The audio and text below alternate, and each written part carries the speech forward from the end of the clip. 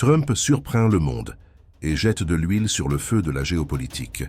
En pleine Maison-Blanche, devant le président polonais Karol Nawrocki, il a déclaré de façon directe « Les États-Unis ne retireront pas leurs troupes de Pologne, et nous pourrions même en envoyer davantage si Varsovie le souhaite. » La phrase a résonné comme un double message, soutien inconditionnel à Varsovie et avertissement explosif à Moscou. Ce n'est pas seulement une question de sécurité européenne, c'est le signal que la ligne de front contre la Russie passe par la Pologne, quoi qu'il en coûte. La décision, enveloppée d'éloges à la Pologne pour ses fortes dépenses militaires, montre que Trump a choisi son allié de prédilection en Europe de l'Est. Mais le détail le plus intrigant fut la menace indirecte. Si les États-Unis n'aiment pas les attitudes de Poutine, vous verrez des choses se produire. Un message qui mélange provocation, imprévisibilité et puissance brute. Et alors surgit la question, assistons-nous à un pas calculé vers la dissuasion ou à un mouvement qui pourrait entraîner toute l'Europe dans une nouvelle spirale de confrontation? Avant de continuer, commentez.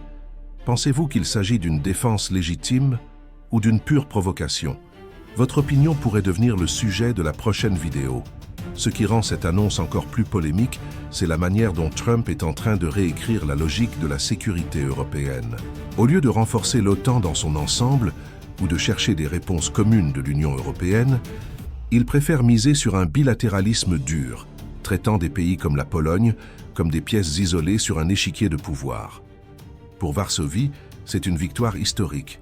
Elle obtient le statut de bastion de la présence américaine en Europe de l'Est. Mais pour Bruxelles et Berlin, le message est clair. Les États-Unis ne sont pas engagés auprès de tous, seulement auprès de ceux qui suivent la ligne nationaliste que Trump valorise. Cette stratégie ne passe pas inaperçue au sein même de la Pologne. D'un côté, le président conservateur Karol Nawrocki célèbre la proximité avec Washington comme un triomphe politique et militaire. De l'autre, le Premier ministre Donald Tusk, plus centriste et pro-Union européenne, voit son espace réduit, alimentant une fracture interne qui pourrait encore affaiblir le pays. En d'autres termes, Trump ne fait pas seulement pression sur la Russie. Il déstabilise aussi ses alliés en poussant leurs dirigeants à choisir entre Washington et Bruxelles. Et Moscou? Pour Poutine, l'envoi de davantage de soldats américains sonne comme une provocation directe. Il ne s'agit pas seulement de logistique militaire, mais de placer des militaires des États-Unis à quelques kilomètres de sa sphère d'influence. C'est un coup symbolique et stratégique car il touche à des points sensibles de la mémoire russe. Invasion, frontières menacées et sentiment d'encerclement permanent. Un prétexte idéal pour que le Kremlin utilise le récit de l'agression occidentale et justifie de nouvelles actions de représailles. Trump ne fait pas seulement renforcer la Pologne, il transforme le pays en vitrine de son America First à l'étranger. Le calcul est direct. Si l'Union européenne paraît hésitante et si l'OTAN est perçue comme lente, il montre qu'une poignée de main bilatérale suffit pour redessiner le plateau. Cela crée un récit dangereux. Les États-Unis choisissent qui sera protégé, et ceux qui restent à l'écart devront se débrouiller. La protection devient une monnaie d'échange, et Varsovie a accepté d'en payer le prix en augmentant ses dépenses militaires et en s'alignant sans réserve sur la Maison-Blanche. Mais ce coup a des effets secondaires profonds. D'autres alliés de l'OTAN commencent à se demander « Et si Trump décidait que nous ne valons pas autant que la Pologne ?» Cette ombre d'incertitude fragmente la confiance collective et ouvre des brèches que Moscou peut exploiter. Poutine comprend que la guerre psychologique commence avant la guerre réelle. Et chaque fissure en Occident est un cadeau stratégique pour le Kremlin. Pendant ce temps, l'Ukraine ressent directement les conséquences de ce repositionnement. Trump a montré de l'impatience face aux négociations de paix, suggérant que si Poutine ne satisfait pas Washington, des choses se produiront. Pour Kiev, c'est un double signal. D'un côté, un soutien militaire indirect avec la présence américaine en Pologne, de l'autre, une pression pour accélérer les pourparlers de paix dans des conditions incertaines. Cette ambiguïté calculée peut signifier bien plus qu'une diplomatie. C'est une intimidation voilée, un jeu dangereux qui mélange promesses de protection et menaces explicites d'action.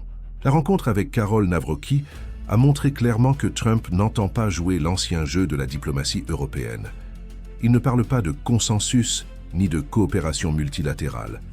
Il préfère miser sur des alliances sélectives, serrant la main de ceux qu'il considère loyaux et ignorant les autres. Cette logique de partenariat sur mesure est dangereuse car elle divise l'Europe en niveaux, ceux qui reçoivent la bénédiction des États-Unis et ceux qui passent au second plan. Ce favoritisme ronge l'Union européenne et même l'OTAN. Si la Pologne devient le chouchou stratégique de Washington, des pays comme l'Allemagne et la France peuvent se sentir relégués. Cela engendre un ressentiment interne et fragilise la confiance mutuelle. Pendant ce temps, Moscou observe avec satisfaction, voyant l'Occident creuser ses propres fissures. Comme si Poutine n'avait même pas besoin de bouger ses troupes, la politique américaine crée elle-même des divisions dans le camp adverse. Et voici le point le plus polémique. Trump défend-il vraiment l'Europe ou utilise-t-il simplement la Pologne comme pièce de pression contre la Russie, l'Union européenne et même ses propres alliés de l'OTAN? La frontière entre protection et manipulation n'a jamais été aussi floue. Et vous, de quel côté êtes-vous? Ce mouvement est-il un bouclier contre Poutine ou juste une étincelle de plus pour embraser le continent? Commentez, car votre avis nous aide à mesurer l'impact de cette décision. Le détail le plus explosif fut la phrase énigmatique de Trump sur Poutine. « Si les États-Unis sont mécontents, vous verrez des choses se produire. » Ce n'est pas seulement de la rhétorique, c'est la construction d'une stratégie de dissuasion par le chaos. En ne révélant pas ses intentions, Trump crée de l'incertitude. Et l'incertitude en géopolitique peut être aussi puissante que des chars ou des missiles.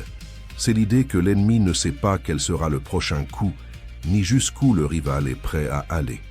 L'histoire a déjà montré le pouvoir de cette méthode. Pendant la guerre froide, tant Washington que Moscou ont utilisé l'ambiguïté comme arme, laissant toujours ouverte la possibilité d'une escalade nucléaire. Un exemple classique fut la crise des missiles de Cuba, quand la simple incertitude sur la réaction américaine fit reculer l'Union soviétique. Aujourd'hui, Trump semble appliquer la même logique. Au lieu de montrer ses cartes, il joue avec l'imprévisible. Mais il existe un danger. Quand deux dirigeants comme Trump et Poutine parlent le même langage, celui de l'intimidation et de la menace voilée, le risque d'erreur de calcul explose. Un exercice militaire à la frontière, un avion traversant le mauvais espace aérien, une réponse mal interprétée. N'importe quelle étincelle peut se transformer en incendie. Et sur cet échiquier, la Pologne devient la scène centrale d'une tension qui mélange imprévisibilité et puissance brute. Le choix de la Pologne comme épicentre de ce jeu n'est pas un hasard. Historiquement, le pays a été le théâtre d'invasions, de divisions et de guerres, servant toujours de zone de choc entre empires. Désormais, Trump transforme Varsovie en base avancée des États-Unis en Europe de l'Est, envoyant un message clair. La Russie devra réfléchir à 2 fois avant de franchir toute nouvelle étape au-delà de l'Ukraine. Roteiro.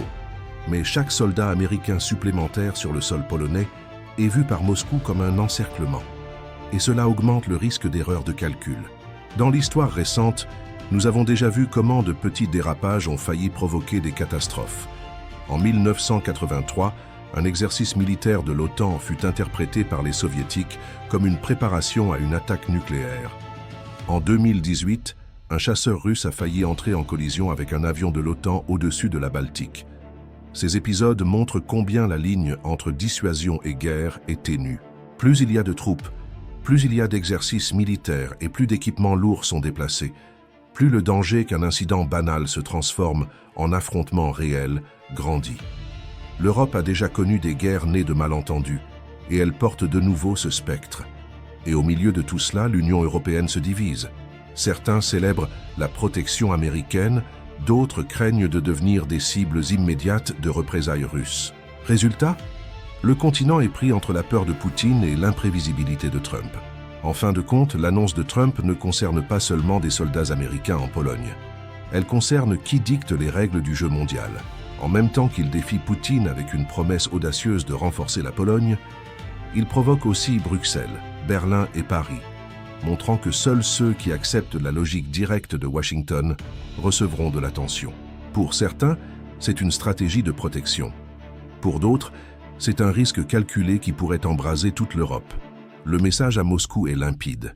Les États-Unis ne reculeront pas et, si nécessaire, ils augmenteront encore davantage leur présence militaire sur le flanc oriental de l'Europe. Mais le sous-texte est encore plus troublant. Trump est prêt à réécrire la logique de la sécurité européenne de manière unilatérale, même si cela fragmente l'OTAN et relègue des alliés historiques au second plan. Et voici la question centrale. Ce mouvement va-t-il vraiment contenir Poutine ou simplement accélérer la marche vers une nouvelle guerre froide au XXIe siècle? Je veux connaître votre avis. Trump est-il un protecteur de l'Europe ou un incendiaire mondial? Commentez, partagez cette vidéo et n'oubliez pas de vous abonner à la chaîne, car dans le monde de la géopolitique, chaque décision peut changer le destin de nous tous.